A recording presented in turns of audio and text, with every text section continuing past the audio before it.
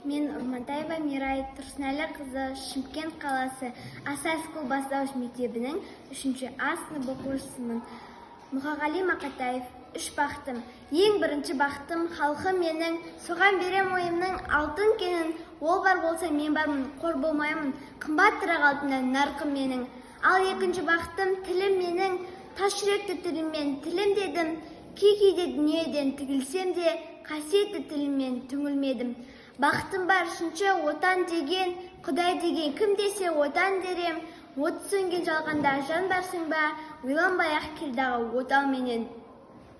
Түтін түсте сөз сөбір көгере бер, немерелер көбейсін шөберелер. Жадыңда ұста, жақсылық күтпегейсің, от емес оқ сұрасың менен егер. 3 бірдей бақытым бар алақанда, мені бұндай бақытқа жаратар ма?